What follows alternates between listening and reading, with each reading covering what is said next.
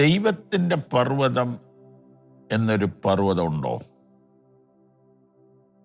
24-ാം സങ്കീർത്തനം 3-ാമത്തെ വാക്യം.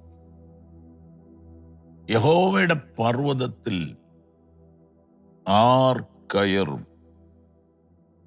അവന്റെ വിശുദ്ധ സ്ഥലത്ത് ആർ നിൽക്കും?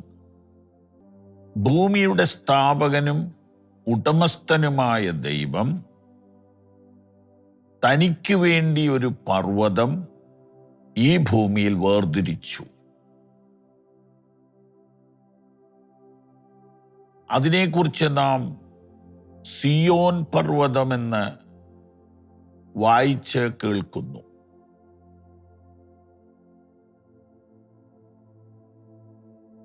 ദൈവത്തിൻ്റെ പർവ്വതം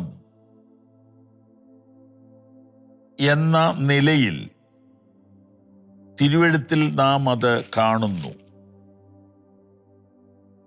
അതിനോട് മറ്റു പർവ്വതങ്ങൾക്ക് അസൂയ തോന്നുന്നതായിട്ടും തിരുവെഴുത്തിൽ രേഖപ്പെടുത്തിയിട്ടുണ്ട്.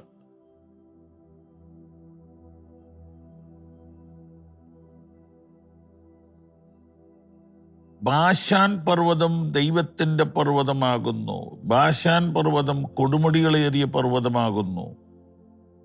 കൊടുമുടികളേറിയ പർവ്വതങ്ങളെ ദൈവം വസിപ്പാൻ ഇച്ഛിക്കുന്ന പർവ്വതത്തെ നിങ്ങൾ സ്പർദ്ധിച്ചു നോക്കുന്നതെന്ത്? 68-ാം സങ്കീർത്തനം അതിൻ്റെ 15-ാമത്തെ വാക്യത്തിൽ വായിക്കുന്നു. അത് ഞാൻ മറ്റൊരു തർജ്ജിമയിൽ നിന്ന് നിങ്ങളെ വായിച്ചു കേൾപ്പിക്കാം.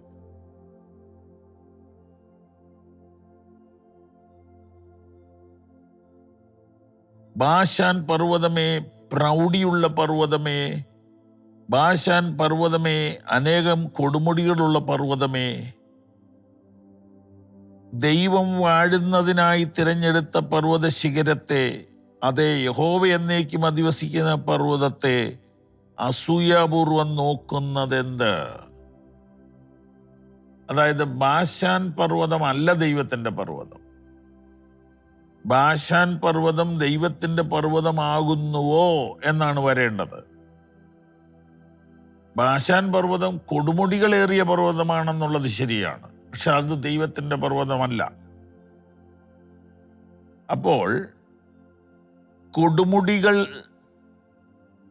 അനവധിയുള്ള പർവ്വതങ്ങളാണ് ദൈവം വസിക്കുന്ന പർവ്വതമെന്നൊരു ധാരണ വരാം.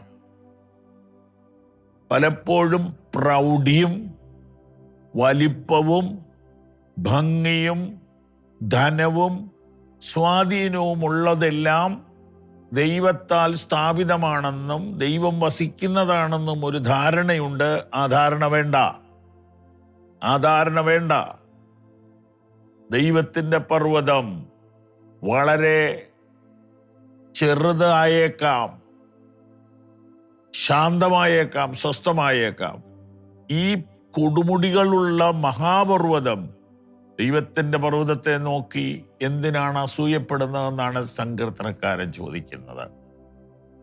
അപ്പോൾ ദൈവത്തിൻ്റെ പർവ്വതം എന്നൊന്ന് ഉണ്ട്. അതെന്താണെന്ന് നമുക്ക് പിന്നത്തേതിൽ വിശദമായിട്ട് പഠിക്കാം.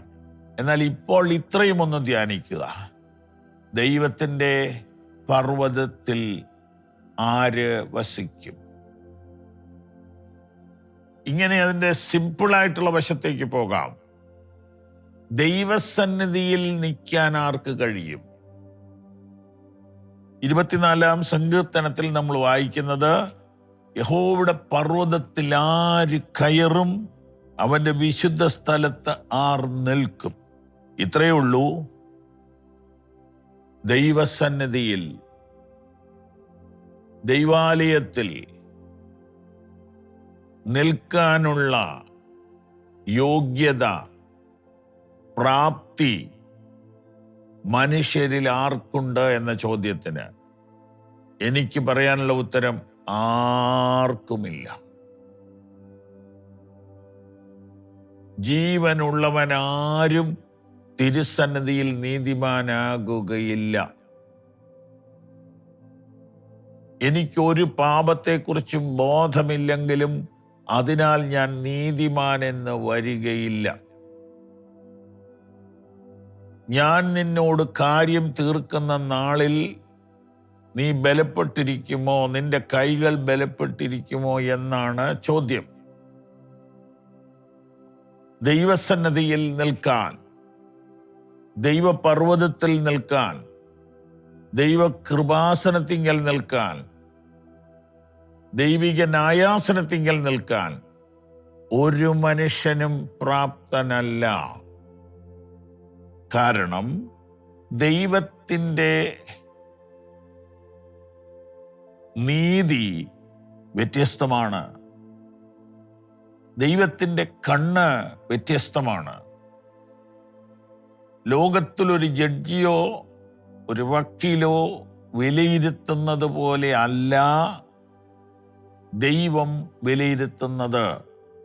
ദൈവം കാര്യങ്ങളെ വിലയിരുത്തുന്നത് വ്യത്യസ്തമായ രീതിയിലായതിനാൽ,